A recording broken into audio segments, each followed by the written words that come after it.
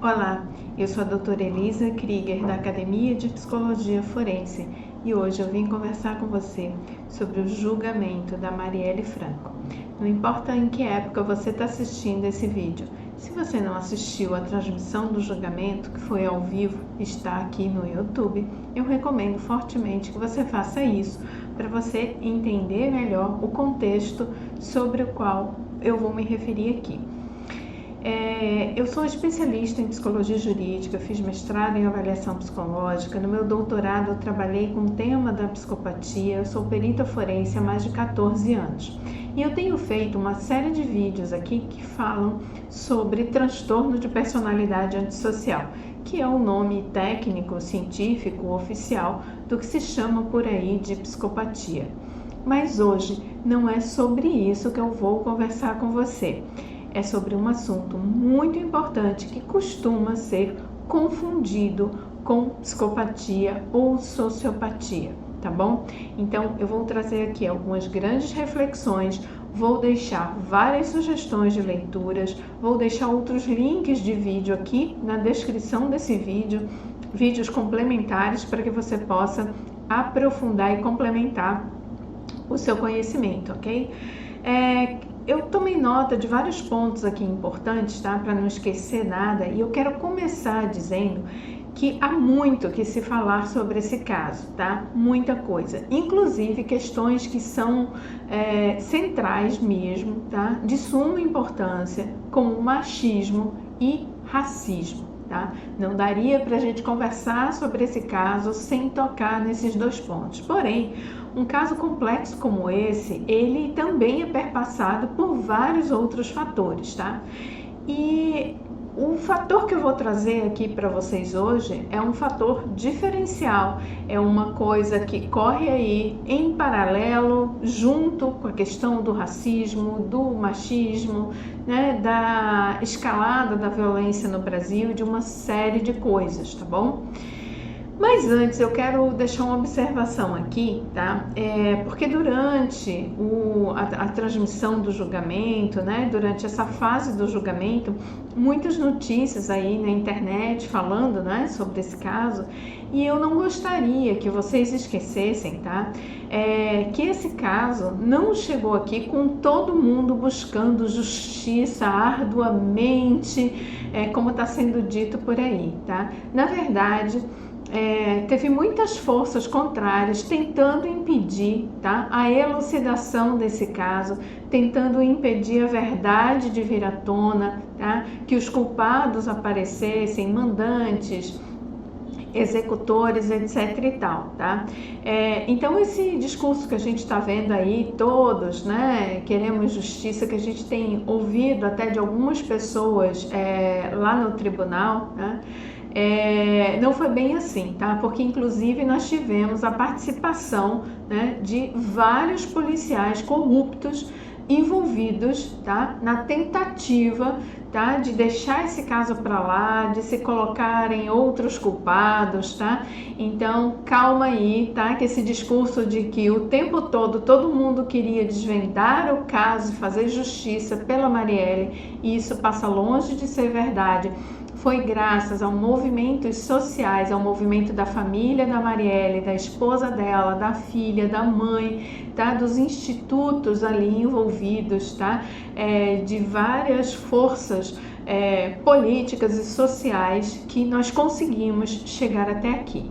Quero deixar claro também que nesse vídeo eu não vou discutir política, direita, esquerda, centro, meio, nada nesse sentido, e tampouco não vou fazer aqui nenhum tipo de ilação a respeito de quem seriam os verdadeiros mandantes desse crime, porque no momento em que eu estou gravando esse vídeo, isso seria apenas uma teoria da conspiração e eu não tenho base nenhuma, tá, para me manifestar a esse respeito, tá bom?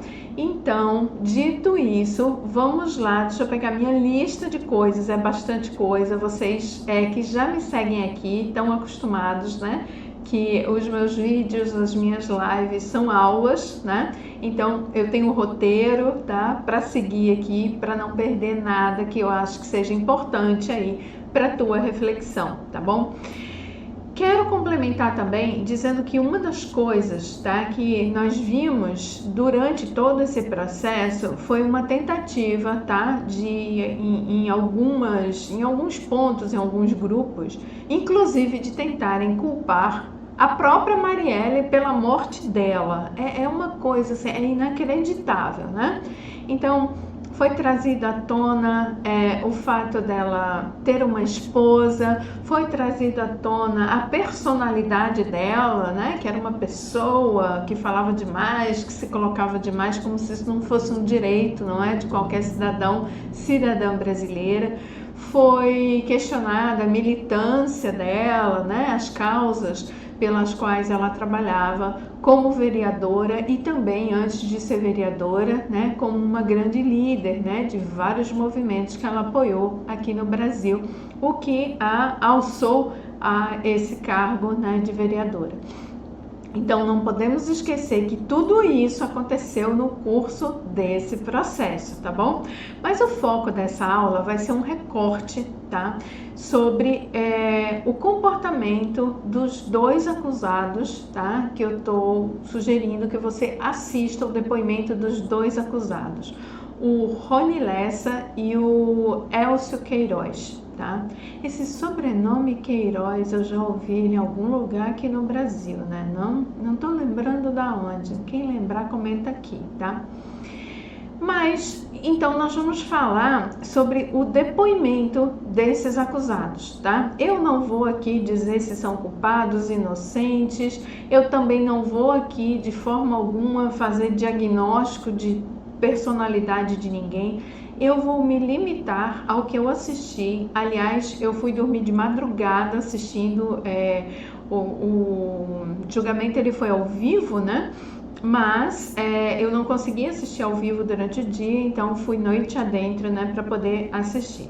Então, nós vamos pegar o recorte, tá? Tem muito para falar desse caso, mas o recorte será o depoimento dos dois acusados, tá? Que eu mencionei aqui, à luz, tá, de algumas teorias que eu vou trazer para vocês, tá? À luz da teoria da Hannah Arendt, que todo mundo deve conhecer, do Felipe Zimbardo, psicólogo social, que se você não conhece eu vou te apresentar hoje, do antiquíssimo, bem conhecido também, Stanley Milgram, tá? E vamos falar também um pouquinho, fazer um contraponto às teorias do Robert Hare, né, que é aí considerada a maior autoridade em psicopatia e sociopatia, apesar de eu dizer, né, que eu não concordo com esse nome, ok? Muito bem, eu quero começar dizendo para vocês que é bem importante a gente tomar cuidado, um risco nesse tipo de caso, tá? De se reduzir o comportamento dessas duas pessoas, né, que prestaram lá seus depoimentos, tá, a um transtorno mental. Por que é um risco a gente fazer isso? Porque transtorno mental ninguém escolhe ter, né? A pessoa, ela é praticamente uma vítima daquilo, ela nasceu daquele jeito, ou ela desenvolveu um determinado transtorno, ou ao longo da vida aconteceu uma consequência que despertou, né, uma série de sinais, sintomas psicopatológicos, tá? Sobre os quais essa pessoa não tem ali nenhum controle, tá? Então, colocar na conta o comportamento dessas duas pessoas simplesmente num rótulo de psicopatia significa que essas pessoas não escolheram fazer aquilo, se comportar daquela forma. Não estou falando só, né, do caso em si, né, pelo qual eles estão sendo julgados, tá? Mas eles não escolheram ser assim, eles nasceram assim, tá? E não é bem isso que eu vou trazer para vocês hoje aqui em termos de teoria. Veja, quem sou eu, né, para dizer se essas pessoas são A, são B, são C? Não é esse o meu objetivo, fique claro. Nós estamos aqui fazendo uma discussão teórica, tá, a respeito de vertentes que nos trazem uma outra visão, tá? Um outro ângulo, uma outra percepção, tá? Então, vamos botar de stand-by essa história aí de psicopatia e sociopatia, porque se a gente vai por esse caminho, tá? Primeiro que eu não posso fazer afirmação nenhuma de uma pessoa que eu não avaliei, não diagnostiquei, na verdade. E depois, porque para a gente fazer essa leitura aqui, tá? Com base nesses autores, tá? A gente vai deixar essa coisa da psicopatologia de lado aqui um pouquinho, tá bem? Para a gente poder pensar nesses outros fatores. Muito bem, eu quero chamar a atenção de vocês que existe muito interesse, né, da sociedade em geral por esse tema, né? Tanto é que eu tenho trazido muitos vídeos aqui sobre isso, eu trabalho com isso há mais de 14 anos, sou uma das poucas pesquisadoras no Brasil que trabalham, né, com o tema da transtorno de personalidade antissocial, ou sociopatia, psicopatia, tá? Como é dito aí no senso comum, tá? E eu quero dizer para vocês o seguinte: muita gente tá com essa mania de quando vê uma situação bárbara, né, dizer só pode ser um psicopata, olha a frieza, olha isso, olha aquilo, olha os requintes de crueldade. Eu tenho uma notícia assim impactante para vocês, tá? Muitas vezes essas pessoas não são psicopatas, não têm transtorno de personalidade antissocial, tá? Pode ter outro tipo de diagnóstico, outro transtorno, e como eu sempre digo para os meus alunos, pode não ter transtorno nenhum, tá? E isso é bastante assustador, porque enquanto a sociedade fica querendo decorar três traços, agora deu até um nó na língua, de como identificar um psicopata, tá? Baseado naqueles critérios lá, né, decoreba, a pessoa ao lado, o vizinho, o colega de trabalho, pode representar um risco altíssimo, tá, para a tua segurança, sem que tenha nenhum tipo de característica que passe nem perto de uma sociopatia ou de uma psicopatia, tá bom? Então vamos lá. Nós vamos fazer então, começar aqui uma análise mais pelo viés filosófico, tá? E vamos analisar alguns fatores sociais e ambientais que influenciam pessoas que são aparentemente comuns, tá? A cometerem atrocidades. Então, falando dessas duas pessoas, né, que deram depoimento lá, são pais de família, cidadãos que tinham empregos, tinham amigos, enfim, né, pareciam pessoas comuns, um brasileiro comum, dois brasileiros comuns, tá? E isso, gente, é muito mais comum do que vocês pensam, né? Então, de novo, né? Enquanto a gente fica fantasiando com aquele psicopata de barba por fazer, com um sobretudo preto, que tem hábitos estranhos, mora sozinho numa kitnet escura, tá? Tem pessoas por aí, acima de qualquer suspeita, representando um altíssimo risco para a sociedade. E deixa eu te explicar uma coisa. Ai, mas eu não aguento mais ouvir falar sobre esse caso da Marielle. Por que isso é tão importante? Porque quando a gente tira a vida de uma Marielle, a gente está tirando a vida de várias pessoas. Primeiro das pessoas ao redor dela, da família dela, amigos, companheiros de trabalho, e estamos colando um alvo na testa de qualquer pessoa que minimamente possa vir a representar o mesmo perigo que ela representou para os seus executores, tá?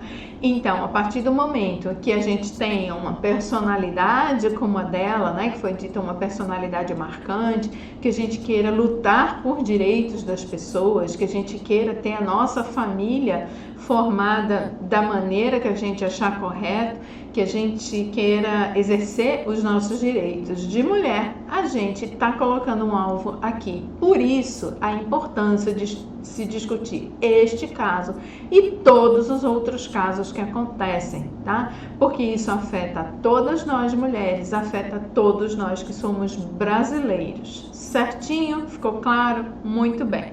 Então vamos começar aqui pela minha primeira referência para vocês. Eu vou deixar, tá, nos comentários aqui, na descrição desse vídeo, uma lista, tá, de outros vídeos, como eu falei, tá? Vou deixar um filme sobre a vida da Hannah Arendt, onde vocês vão poder conhecer, quem não assistiu ainda, quem já assistiu pode rever, onde vocês vão conhecer, né, um tema central da teoria dela, que se chama A Banalidade do Mal. Hannah Arendt é uma leitura, acho que obrigatória, né, para quem é da psicologia, tá? Então ela tem várias coisas publicadas e nesse filme, tá? Eu vou deixar lá no Instagram a foto da capa do livro também, o julgamento de Eichmann em Jerusalém, tá? Então podem ver que tem tudo em comum aqui, que eu já estou falando de julgamento, certo? Muito bem, a Hannah Arendt, ela escreve esse livro, né, o julgamento de Eichmann em Jerusalém, quando Eichmann, que era, né, foi um carrasco nazista, foi levado a julgamento, né? E ela, a Hannah, foi convidada a assistir esse julgamento e ela narra que ela foi para o julgamento esperando encontrar um monstro, né? Uma coisa meio Dexter, meio caricata, né? Aquela coisa, né, bem psicopata, né, do imaginário social. E quando ela chega lá, ela diz que ela encontra um homenzinho, né, comum, mediano, né, aquela carinha de pai de família, de classe média, né, e aparentemente bem adaptado à sociedade, como essas duas pessoas que estão sendo julgadas, né, no caso da Marielle, pais de família, né, que, enfim, tinham seu ciclo social, trabalhavam, pagavam suas contas lá e tal. Sobre trabalhar a gente vai comentar mais adiante, tá bom? E ela percebeu, né, que o Eichmann, né, ele cometeu atos monstruosos, né, sem ter aquelas características que a gente atribui, né, a um psicopata, a um sociopata, a um antissocial, né? Aquele gosto perverso pelo, né, prazer por fazer o mal. Ela não percebeu isso. O que ela percebeu foi ao contrário, uma pessoa que parecia que não estava nem entendendo direito porque que estava sentado ali no banco dos réus, porque o tempo todo ele diz: mas eu cumpri a minha obrigação, eu estava cumprindo ordens, porque o regime, né, ao qual ele estava submetido, o regime político, né, de governo, tinha um discurso de querer o bem para a Alemanha, de trazer o progresso. Então ele, como um alemão exemplar, ele entrou ali naquela para fazer o melhor possível pelo país. E que injustiça! Agora ele estava ali no banco dos réus.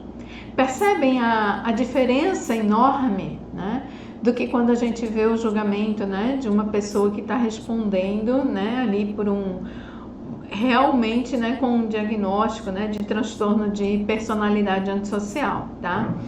Muito bem, então a Hannah Arendt, ela fica chocada com isso, porque ele, ao invés de estar ali, né, explanando as maldades que ele cometeu, ele estava ali até sem entender, né, quase que numa espécie de injustiça que estava sendo cometido contra um cidadão tão exemplar, né, que fez aquilo que era esperado dele, tá? E aí a Hannah Arendt começa a pesquisar sobre isso, né? Sobre como é que pessoas aparentemente do bem, né? Pessoas boas, pessoas padrão, pessoas comuns, podem cometer mas monstruosidades, né? Porque o Eichmann, ele colaborou ali com a eliminação de milhões de vidas, né? Não é um casinho isolado ali, tá bom? Muito bem. Então, o que eu quero trazer, que eu anotei aqui para vocês? Um uma das características, né, que são apontadas por esses teóricos que eu vou trazer aqui para vocês é fracionar, tá, os atos cometidos por eles, destacando as suas atividades, separando as suas atividades da questão real. Então, por exemplo, quando a gente fala de Eichmann, né, a gente está falando da colaboração dele para o Terceiro Reich, né, com a SS, né, com a Gestapo, né? E aí ele dissocia as atividades dele e fala, não, eu não era colaborador de um movimento do mal que visava eliminar pessoas, não era isso. Eu trabalhava num departamento, né, onde eu tinha que organizar coisas, eu tinha que cumprir tarefas, né, e eu fiz isso aqui. Então a gente chama isso de fracionamento dos atos, né?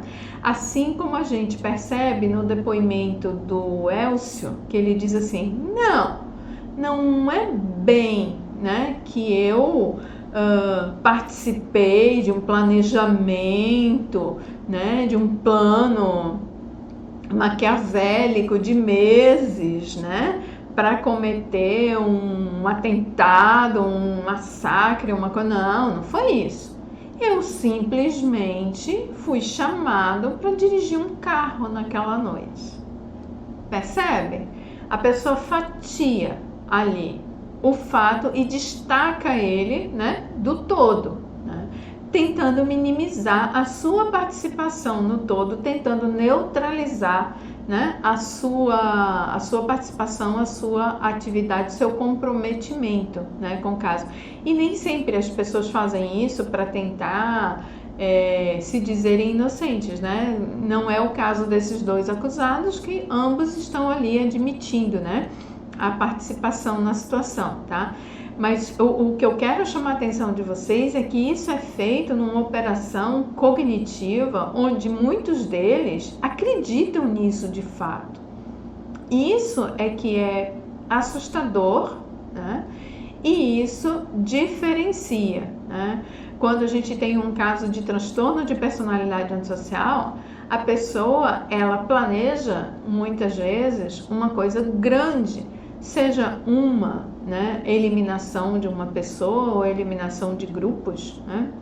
Mas ele faz questão de dizer, né, que ele planejou tudo, ele que fez parte de tudo aquilo, ele que fez o passo A, B, C ou D, né? Tem até uma certa vaidade ali. Ele não faz essa dissociação, a não ser que seja algo consciente, onde ele esteja tentando se safar da culpa ali momentaneamente. Mas percebam que é um movimento cognitivo diferente, tá? O que eu estou trazendo aqui são pessoas que realmente acham que o que elas fizeram não foi tão grave, né? Eu só dirigi um carro. Poxa vida, né? Tá, eu tava lá, não vou esconder, né? Tem câmera que me filmou, mas foi só isso que eu fiz. Eu só dirigi um carro. Então é uma dissociação total, né, da realidade, tá bom? Existe também uma outra coisa que para mim ficou claro, né, assistindo os depoimentos, que é a desumanização, né, da vítima, né? Então, a vítima, ela só é nomeada nos depoimentos deles quando eles precisam identificar alguma coisa específica, né? Mas ao longo desses depoimentos, várias vezes, os dois se referem a ela como o alvo. Então, ela não é mais uma pessoa, ela não é uma cidadã, ela não é uma vida, ela não é uma mãe, uma filha, uma esposa, uma política, uma militante, né? Uma mulher preta, uma cientista, né? Uma mestre, porque ela tinha mestrado, né? Não. Você reduz a um alvo. Assim como os prisioneiros no Holocausto foram reduzidos a números tatuados. Então, é a desumanização, né? Então, assim fica mais fácil eliminar o alvo, né? Então, esse também é um processo cognitivo. Então eles fazem isso, né, para que eles não sofram? Não. Esse tipo de comportamento faz com que se torne muito fácil eliminar vários alvos, porque são apenas alvos. É mais fácil eliminar 4 alvos do que 4 vidas. Percebe? Então, esse reducionismo, ele é extremamente perigoso, tá? Não é só uma figura de linguagem, tá? Também são utilizadas expressões, né? Principalmente o Rony Lessa, né? Que ele era policial, né? Expressões como neutralizar. Neutralizar é um jargão, tá? Que significa tirar a vida de uma pessoa, mas tirar a vida é muito forte. Vamos usar, né, uma palavra, né? Vamos a um eufemismo aqui. Vamos chamar de neutralizar. Marielle não foi neutralizada. Neutralizar é algo que você pode desfazer, né? Você deixa uma pessoa no estado neutro e depois essa pessoa sai do estado neutro para o estado A ou para o estado B, e isso não é mais possível, porque Marielle deixou de existir. A sua existência foi ceifada. Então, usar, né, o termo neutralizar, além, né, de ficar claro, né, que é uma manobra, né, é também uma forma com que essas pessoas veem, né, que não veem uma vida, né, pela desumanização, né, e é também uma forma de minimizar, né, a potência, a importância da pessoa que foi eliminada. Tá? Então, isso é ultrajante, isso é ofensivo, tá? Isso é um absurdo completo. Tá? Depois, uma coisa que chama muita atenção no depoimento também é que eles falam que isso ia acontecer porque ela estaria atrapalhando um negócio, né, lá de um dos mandantes, que eles não falam quem é, de lotes.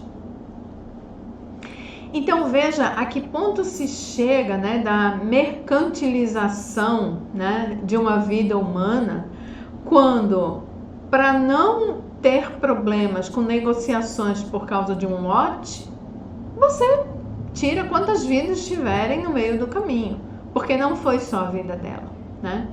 Eu estou aqui me referindo a ela, né? Mas a gente não pode esquecer, né, que o motorista e amigo dela ali, o Anderson, também teve a sua vida ceifada e também, né, deixou as outras vítimas, como sua esposa, filhos, familiares, amigos, etc.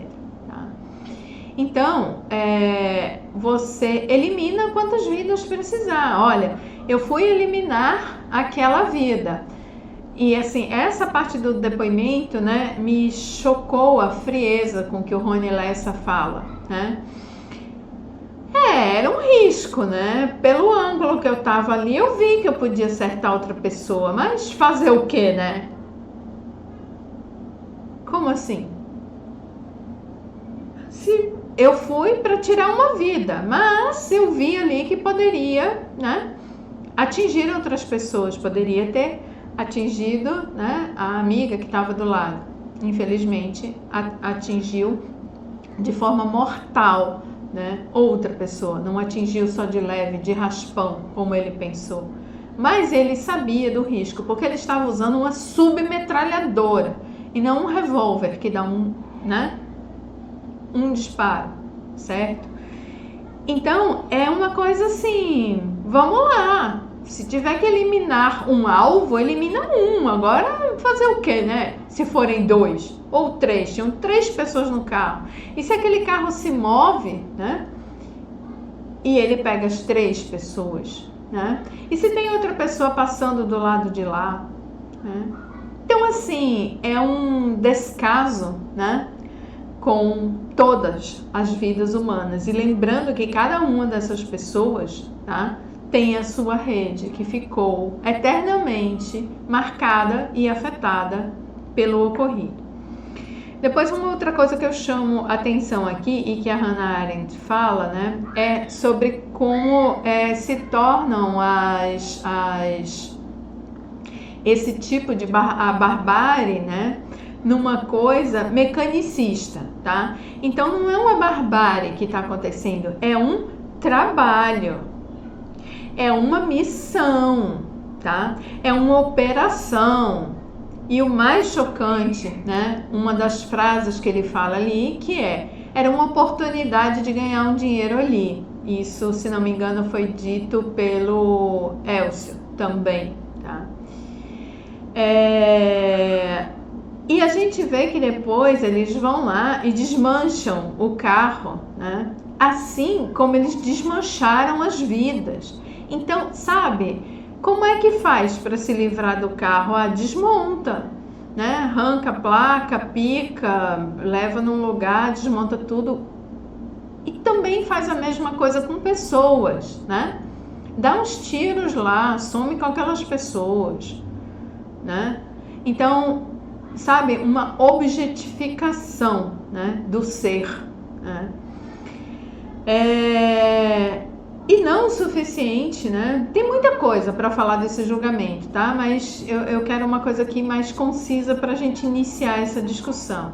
Eles vão para um bar, um restaurante, beber até de madrugada, né? Como quem comemora uma operação bem-sucedida. A polícia deveria estar feliz de manter a cidade segura, não de ceifar vidas, principalmente inocentes, né? Não era alguém ali que estava oferecendo um risco, não era um bandido armado, percebe? Então eles vão para lá e bebem até de madrugada e comem, e conversam, né? E ficam ali, né, comemorando de certa forma, né? Trocando ideia de que a operação deu certo. Olha, é difícil até de comentar, né? E aí a gente lembra, né, quando a gente está falando do julgamento de Eichmann, né, em Jerusalém, que os ideais daquele sistema de governo eram limpar a Alemanha do perigo judeu. E para isso, eles reduziram mais de 6 milhões de pessoas, literalmente, a cinzas. Sabe a história de que os fins justificam os meios? Mas a bandeira era linda, né? Os slogans eram fantásticos, né? Arbeit macht frei. Sabe, Alemanha acima de tudo. Slogans que foram usados em outros regimes, né, políticos pelo mundo afora, tá? Então, a gente não pode naturalizar e esquecer desse tipo de manobra que é feito, tá? Quando uma ou mais pessoas, né, querem, né, cobrir uma barbárie com um nome bonitinho. Não tem nome bonitinho. Nem para o Holocausto, nem para as mortes de Marielle e de Anderson e nem para nenhum tipo de barbaridade acontecida. Nada justifica, né, se tirar a vida de alguém, tá? Vamos adiante, agora vamos passar aqui para o Stanley Milgram. O pessoal que é da psicologia já deve ter ouvido falar.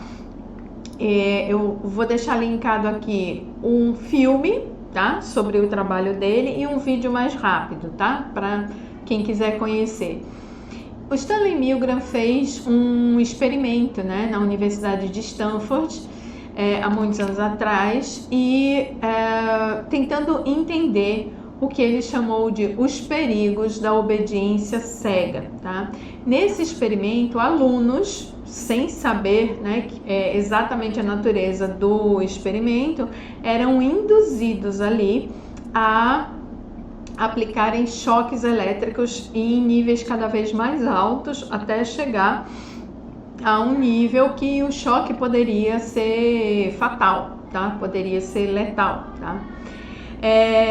E o que foi chocante perceber é que muitos dos alunos seguiam essas instruções. Claro que era tudo fictício, né? A pessoa não estava levando choque nenhum, Mas o que era apavorante é que muitos acreditavam que realmente o choque estava sendo dado de verdade e seguiam, mesmo vendo a pessoa ali, né? Estava fingindo, né? Mas o aluno não estava sabendo que era um fingimento, vendo a pessoa ali convulsionar e gritar. Por quê? Porque ele tinha prazer naquilo? Não. Você via que a pessoa estava até assim constrangida de estar fazendo aquilo, mas ele não conseguia não obedecer à ordem do superior. Percebem a diferença de alguém que tem prazer no sofrimento alheio e o outro que faz porque entende que aquilo é certo, que aquilo é bom, que aquilo que deve ser feito, porque está sob o efeito de uma autoridade. E a gente não pode só botar a culpa na autoridade, tá? Porque essa pessoa tem toda uma configuração cognitiva, psíquica e emocional que deixa ser muito difícil a desobediência, tá? Muito bem. Então, deixa eu ver aqui o que mais que eu anotei para vocês. Eu vou deixar para vocês assistirem, né, como eu falei. E antes de eu passar para o próximo autor, que é o Felipe Zimbardo, deixa eu fazer uma meia pausa aqui para falar de uma outra teoria que eu acho importante vocês pesquisarem e lerem mais, que é uma teoria chamada Teoria da Janela Quebrada. O pessoal da psicologia já deve ter ouvido falar. Essa teoria ela foi desenvolvida pelo James Wilson e pelo George Kelly na escola de Chicago, tá? E essa ideia surgiu a partir de um artigo que eles publicaram em 1982. Anotei aqui para vocês gravarem e pesquisarem, tá? Então, essa teoria defende, tá, a ideia de que a tolerância a pequenas infrações pode levar à prática de crimes mais graves. O que isso tem a ver? Exatamente o que eu falei para você. Se você não se incomoda com a morte de Marielle Anderson, se você acha que duas pessoas, né, nem conheciam, nem sabia quem era, eu já ouvi esse tipo de absurdo. Você não está entendendo que esse tipo de movimento, que é um movimento ligado a facções, a milícias, a movimentos paramilitares, tá? Uma série de absurdos, podem levar a coisas muito mais graves se não houver uma punição exemplar, tá? E essa teoria também afirma, tá, que a sensação de impunidade, ou seja, deixa para lá, que foi o que tentaram fazer nesse caso, né? Ou quando pessoas envolvidas com isso pegam penas brandas, tá? Também contribui para que isso continue acontecendo em escalas cada vez maiores. Então, dá uma pesquisada, tá? Dá uma revisitada se você conhece na teoria da janela quebrada. E agora vamos entrar num autor que eu estudei muito no doutorado, que é o Felipe Zimbardo, um psicólogo social. Eu vou deixar linkado aqui embaixo o TED dele, tá? Fantástico, uma palestra dele, tá? No TED. E o Felipe Zimbardo, ele tem um livro, um blog, um site, um monte de coisa. E a teoria dele se chama Efeito Lúcifer, tá? É um nome, né, polêmico. O livro é maravilhoso, quem puder compre, leia nas férias, arranja um tempo, é fantástico. E essa teoria traz como ponto central, né, a ideia de que circunstâncias sociais tóxicas e autoritárias podem fazer com que indivíduos bons, né, esses pais de família, pessoas do bem, né, não são pessoas que têm, né, uma sociopatia, um transtorno de personalidade, um problema, né, gravíssimo, né, parecem pessoas adaptadas ali ao meio, cometam essas ações maléficas, se tornando então pessoas, né, bem ruins, né, dentro de determinados contextos, certo? Então esse é o foco do efeito Lúcifer. Porque é que pessoas boas, né? E a gente não tá falando, tá, de psicopatas, são pessoas boas, comuns, né? Por conta desse contexto social, tóxico, autoritário, tá? E ele elenca, né, que fatores são esses, né? Então, vai desde sistema de governo até privação material, tem um monte de coisa. O livro dele, ó, dessa grossura, mas vale a pena demais, tá? E o seu estudo, né, o estudo do Zimbardo, ele acaba sendo comparado, né, com a experiência nos processos polêmicos que envolvem essas ações degradantes, né, que a gente já teve notícia aí pelo mundo, né, como por exemplo Guantánamo, né, aquela questão de Abu Ghraib, né, tortura, né, de civis no Afeganistão, combater o terrorismo, né? E aí, por combater terrorismo, já que falamos do Holocausto, né, vamos também, né, fazer o contraponto, trazer aqui para Gaza, para a Palestina, porque também sob a bandeira de vamos combater o terrorismo, né, estão centenas de mulheres, né, e queimando bebês.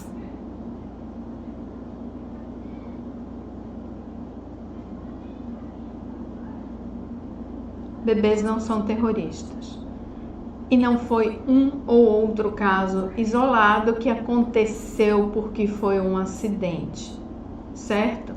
Então, eu não estou aqui me posicionando contra A nem contra B, tá? Porque a gente tem esse tipo de barbaridade em todos os lados, se a gente for procurar. Temos barbaridade nos Estados Unidos, no Afeganistão, em Gaza, na Alemanha, né? Na Rússia, na Ucrânia.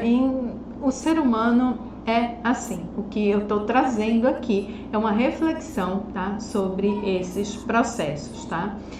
Então, o que acontece? O poder da autoridade em cima dessas pessoas, tá, acaba por formar uma ação sistêmica para a projeção do mal, né? Então, se juntam várias pessoas ali, como, por exemplo, as milícias, né? Bota aquela bandeira de que não, nós vamos aqui cuidar da população, né?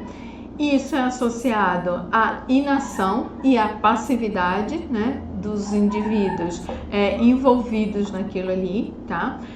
Tanto as pessoas que aceitam, quanto as pessoas que acabam se associando a essas organizações, fazendo parte e praticando o mal também, tá? Então, a gente tem aqui no Brasil a formação das milícias, né, as facções criminosas. Tudo isso, gente, tem sempre uma bandeira muito linda por trás, tá? Tem uns ideais lá, vamos fazer A, vamos fazer B. E aí a população começa a normalizar, né? Gatunete, a pagar segurança para a milícia, a serem restringidos no horário de entrar e sair das suas casas e com justificativas, né? Porque o governo não cuida da gente. Você acha que uma milícia vai cuidar? Vamos prestar atenção, gente. Precisamos de educação política com P maiúsculo, tá? Não é política de direita, de esquerda, de centro, não é isso, né? Nós precisamos entender que o poder da escolha está nas nossas mãos, né? Quando a gente vota nesses indivíduos, a gente precisa se engajar mais em movimentos sociais, ir para a rua, lutar, né? E estar sempre do lado correto, né? E não se acompliciar com esse tipo de coisa, tá?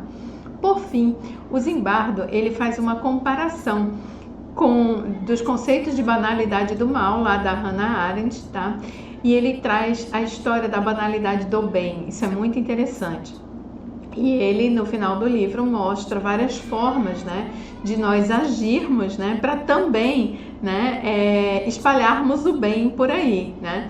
Traz exemplos, né, de indivíduos que se opuseram a esse sistema, né, que não quiseram obedecer essas regras, né, que inferiorizavam pessoas, degradavam, né, e que iam contra o direito à vida de outros seres humanos. Sabemos que muitas dessas pessoas sofreram as consequências, né, por terem se rebelado e acabaram se tornando heróis aí do seu tempo. A gente tem um grande nome no mundo chamado Nelson Mandela. Se você não pesquisou sobre a vida de Mandela ainda, sei lá, você estava em Plutão até agora, pesquisa sobre o Mandela, que é uma excelente referência também, tá? E eu anotei aqui uma frase do Zimbardo que eu quero ler para vocês, tá? Esse pensamento é dele e eu vou ler como está escrito no livro dele. Olha que sensacional a ideia desse nosso psicólogo social. Ele diz assim: tememos o mal, mas somos fascinados por ele. Criamos mitos de conspirações más e passamos a acreditar nelas o suficiente para mobilizar nossas forças contra elas. Rejeitamos o outro como diferente e perigoso, porque é desconhecido para nós, mas somos fascinados por contemplar excessos, violações de códigos morais cometidos por aqueles que não são como nós. Isso me traz a mais uma indicação de livro, que o título é fantástico, que diz assim: Homens maus fazem o que homens bons sonham. Por que será que a sociedade é tão fascinada por violência ao ponto de dizer que é contra ela sem perceber? É exatamente isso que o Zimbardo traz aqui pra gente, tá bom? Então, para a gente se aprofundar sobre esse tema, eu vou deixar linkado aqui o TED do professor Zimbardo, o experimento do Milgram, tá? E os trabalhos da Hannah Arendt. Nós não podemos, deixa eu voltar para cá, nós não podemos, além de banalizar o mal, não fazer reflexões aprofundadas, né, quando essas questões acontecem. Não se trata apenas de achar um ou outro culpado. Que bom que encontraram, né, ali as pessoas que cometeram o ato, né, contra Marielle Anderson. Acontece que isso não é suficiente. Ah, prof, você vai dizer que tem que chegar, né, nos mandantes também, mas mais do que isso. Marielle Anderson não foram os únicos alvos eliminados, né, por esse tipo de poder paralelo que existe no Brasil, né? Eles tiveram projeção, né, por se tratarem de pessoas conhecidas, né, por Marielle ser uma política renomada, né, pelo Anderson ser também companheiro de luta dela, além de mero motorista, né? Então, isso teve um destaque.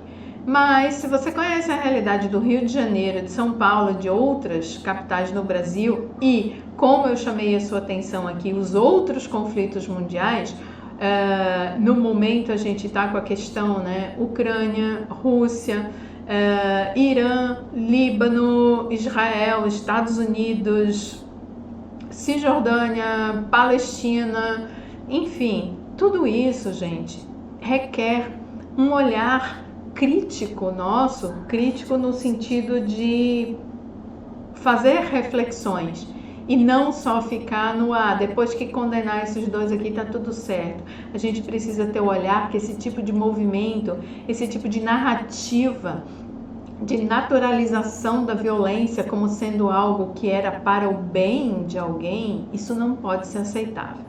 Então, só para encerrar aqui, eu trouxe, como sempre, né, alguns livrinhos para vocês, senão não seria eu, tá?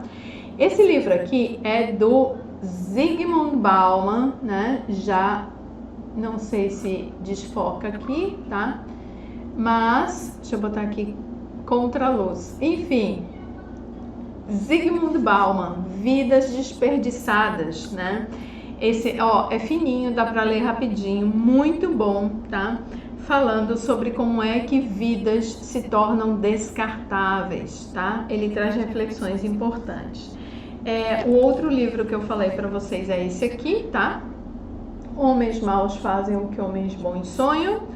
E por último, um livro que parece que não tem nada a ver com filosofia nem psicologia, mas tem tudo a ver com a gente. Bora lá? Gessé Souza, Como o Racismo Criou o Brasil. Se você não ler este livro aqui, você não vai entender por que é necessário combater o racismo, ser anti... Não basta você só não ser racista, você precisa ser antirracista, né? você não vai entender o que acontece nos morros do Rio de Janeiro, você não vai entender o que teve a ver a colonização portuguesa, né, que foi lá e sequestrou negros africanos e trouxe para cá, né, para escravizá-los, né? Você não vai entender a violência atual, você não vai entender luta de classe, você não vai entender chacina, você não vai entender milícia, você não vai entender nada, tá? Então, assim, tem muitos livros, muitos, tá? Sobre esse tema, temos inúmeros autores, né? Não adianta você botar aqui no comentário, você não falou de fulano de Beltrano. Gente, não dá para falar de todo mundo.